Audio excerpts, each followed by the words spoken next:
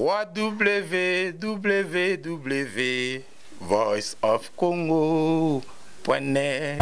Hi, this is Nathalie Makoma. Please watch The Voice of Congo #1.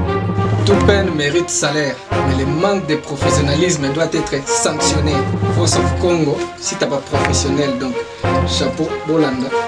Acteur nabino, musicien, artiste en général, on s'appelle.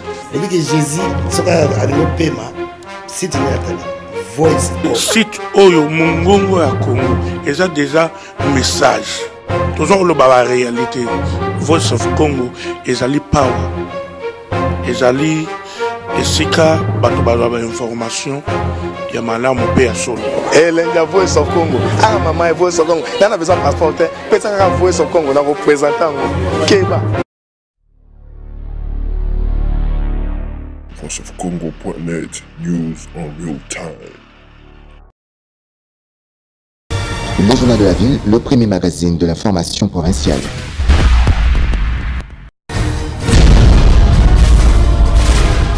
Tout de suite, le journal.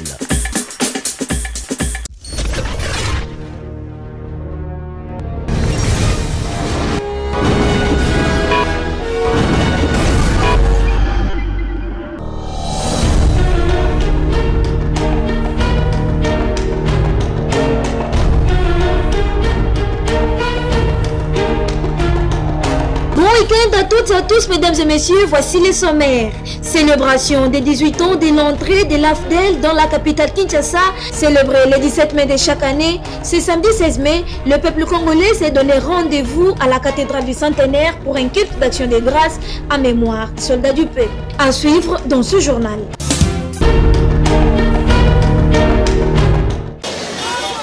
1997-2015, cela fait 18 ans que le peuple congolais se souvient de l'entrée de l'AFDL, l'Alliance des forces démocratiques pour la libération sous la conduite du soldat du peuple Laurent-Désiré Kabila. Comme à l'accoutumée, un culte d'action de grâce a été célébré en la mémoire de Laurent-Désiré Kabila, lui qui a lutté pour mettre fin à la dictature mobotiste pendant 32 ans. Différentes autorités, ses compagnons de lutte ainsi que sa famille biologique ont pris part à ces grands rendez-vous de l'histoire. Dans sa prédication, l'officiant du jour a demandé au peuple congolais d'intégrer Dieu dans tout ce qu'il fait comme travail, car sans Dieu, rien ne marchera. Selon l'officiant du jour, les Congolais privilégient les intérêts personnels au lieu des intérêts communautaires. Il a par la même occasion rappelé à l'assistance que la vision de Laurent-Désiré Kabila n'était pas une vision personnelle, mais pour toute la nation congolaise. Des messages ont été faits à cette occasion par ses compagnons de lutte. Comme l'a si bien dit un jour le président de la République, le président Joseph Kabila, cette date marque bel et bien la rupture avec ce qui rendait impossible l'émergence d'une nouvelle société d'équité. Révolution, pardon, et renouveau pour la RDC, le peuple congolais doit en tenir compte. Juste après ces cultes d'action de grâce, quelques personnalités se sont rendues au mausolée pour déposer le genre de fleurs.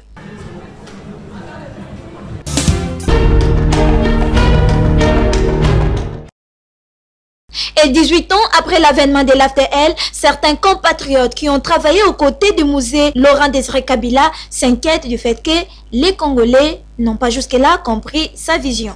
On est en train de commémorer cette journée, c'est vrai, mais je me demande si dans la conscience du peuple congolais, si on a intériorisé le code génétique, n'est-ce pas, de lui-même, musée Laurent-Désiré Kabila. Il est venu, n'est-ce pas, avec un code génétique, ne jamais trahir. Mais alors je me demande à ce jour, est-ce que le peuple congolais, dans sa conscience, il continue à intérioriser ce code génétique? J'ai l'impression que nous n'avons pas compris le musée. Musée, à 19 ans, a dit à sa mère qu'il sera le deuxième Lumumba. Il s'est battu pendant 30 ans pour mener pendant 6 mois, 6 à 7 mois, une révolution qui est allée de Ewabora jusqu'à prendre Kinshasa. Mais malheureusement, il n'a pas fait longtemps. 3 années après, il a été tué. 18 ans après, alors que nous avons le pouvoir, regardez un peu. Nous sommes parmi les acteurs, les zéros dans l'ombre, qui ne parlaient même pas pendant près de 20 ans. Si aujourd'hui nous nous sommes mis debout, C'est parce que nous avons trouvé il est temps de restituer cette histoire. Lorsque Mouzé est arrivé, il a promis la démocratie. Et lorsqu'il a commencé à la démocratie, c'est le moment où l'ennemi a choisi pour l'abattre. Son fils est arrivé, il a pris le flambeau. Le président Joseph Kabila est arrivé, il a dit « J'irai partout où le problème du Congo se posera ».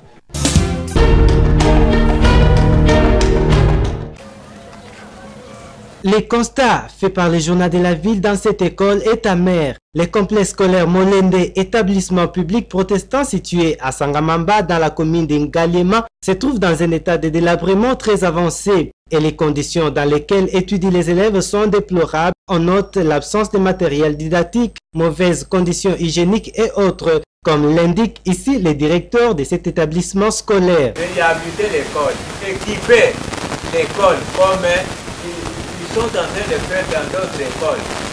Puisque les enfants doivent étudier dans de bonnes conditions. Quant au personnel enseignant, il regrette cependant que cette école soit abandonnée à son triste sort, ne permettant pas aux élèves d'accéder aux bonnes conditions d'études. Nous sommes en train d'adresser au gouvernement congolais pour aider toutefois la population congolaise et surtout nous qui vivons dans des communes sous-développées.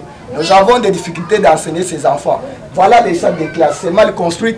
Voilà les bancs, même les pavés, il n'y a pas de ciment à l'intérieur. C'est pour cela que nous demandons au gouvernement congolais de nous faire face, d'aider la population congolaise, c'est-à-dire de construire des bâtiments comme ça doit être. Alors que le gouvernement, à travers le ministère de l'enseignement primaire et secondaire, poursuit avec le programme de construction et réhabilitation des écoles, il est aussi important que d'autres écoles en mauvais état soient réhabilitées et équipées pour le bien des élèves.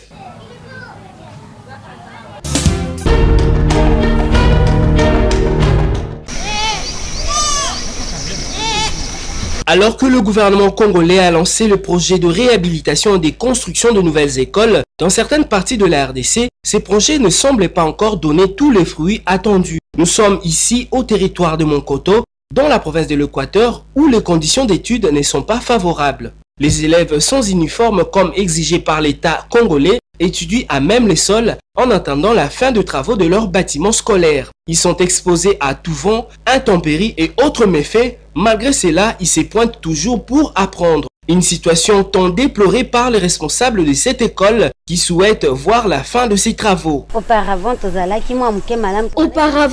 nous étions assez bien du fait que nous entretenions nos bâtiments nous-mêmes.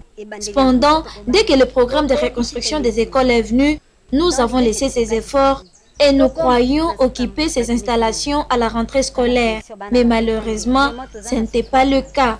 Regardez dans quelles conditions nous étudions. Vraiment déplorable. Les enfants à même les sols. C'est triste. Je ne sais pas comment je peux dire, puisque nous avons vu seulement un groupe de gens nous arrive.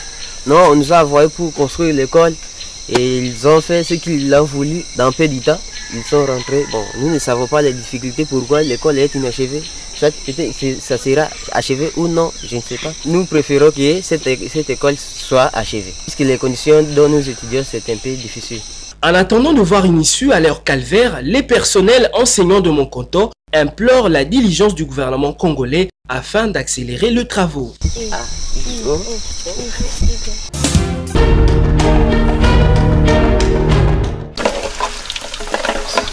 Les restaurants de fortune, autrement appelés Malewa, on ne les retrouve pas seulement dans les rues de Kinshasa, mais également à l'intérieur du pays, comme ici à l'Équateur, au territoire de Monkoto, où cette dame s'emploie à offrir à la clientèle de son village ces différentes recettes dans de conditions sanitaires peu enviables. Malgré les mauvaises conditions hygiéniques, les clients de ces restaurants de fortune se présentent toujours faute de mieux. Je suis venu prendre mon déjeuner ici. Nous louons cette initiative. Cependant, nous suggérons aux bailleurs de fonds qui viennent en appui à l'ICSN d'encourager également cette initiative et de le financer. La responsable de ces restaurants de fortune s'est livrée à notre micro. Nous préparons les beignets pour vivre et subvenir aux besoins d'études de nos enfants. Sans cela, nous ne pouvons pas honorer nos responsabilités. Que les autorités nous viennent en aide. Monkonto, c'est aussi la RDC. Espérons qu'avec le processus de décentralisation, les gestionnaires de la population à la base pourront trouver des réponses concrètes à ces genres de désidérata.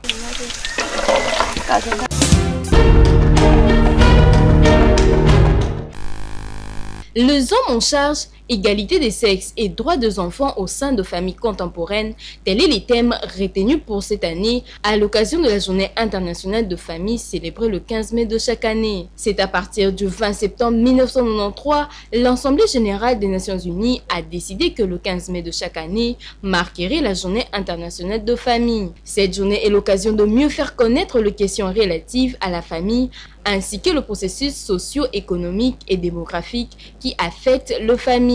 Elle a inspiré une série d'actions de sensibilisation dans divers pays. Dans de nombreux pays, cette journée offre l'occasion de mettre en lumière les différents points d'intérêt et d'importance pour les familles. L'objectif de cette journée est aussi de promouvoir l'égalité des sexes et le droit des enfants au sein de familles. Elle mettra également en lumière la prévention de la violence familiale à trouver le cadre juridique du droit de la famille ainsi qu'un ensemble de programmes d'intervention. Quelques responsables de famille ont réagi. Quand vous parlez aujourd'hui de la journée mondiale de la famille, il y a beaucoup de problèmes qui se passent aujourd'hui dans nos foyers.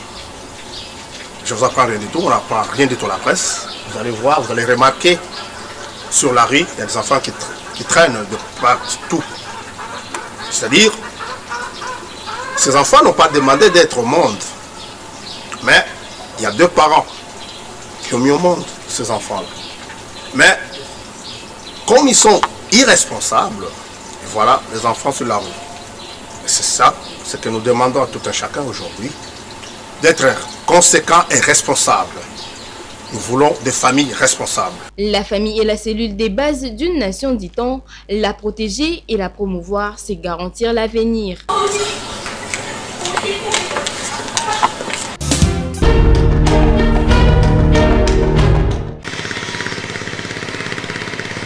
La Société nationale d'électricité SNEL a invité la presse le jeudi 14 mai à visiter le poste de Kimwenza, poste par lequel transite tout le courant consommé par Kinshasa et ses environs, où grâce au projet de marché d'électricité domestique et à l'export PM2, différentes constructions sont faites sur ces sites. Notamment, les infrastructures devront recevoir la deuxième ligne du courant électrique Inga 2, susceptible de couvrir l'écart non satisfait du besoin en électricité de la ville de Kinshasa et d'une partie de Bandundu. Le dernier pylône sur les 110 construit entre Inga et Kimwenza est déjà à pied d'œuvre. Nous avons actuellement un déficit en énergie électrique, surtout du point de vue transport. L'énergie produite à Inga, on n'arrive pas à l'évacuer avec l'ancienne ligne qui existait.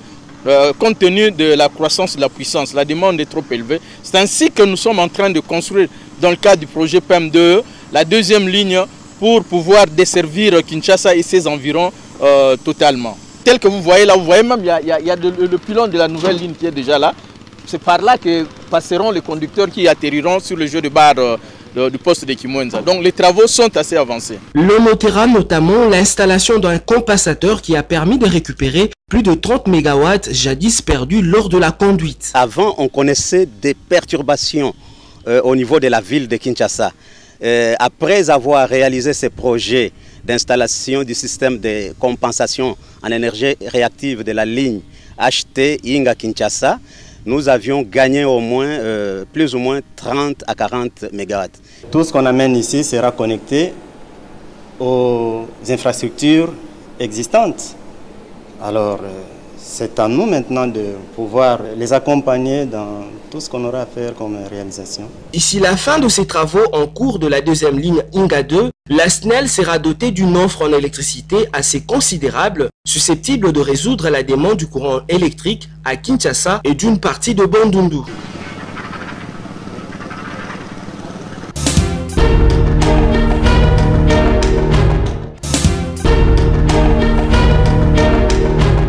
Fin de cette session d'information du Journal de la Ville. Mesdames et messieurs, merci de nous avoir suivis. Le prochain numéro est prévu pour ce dimanche avec notre édition rétrospective de la semaine.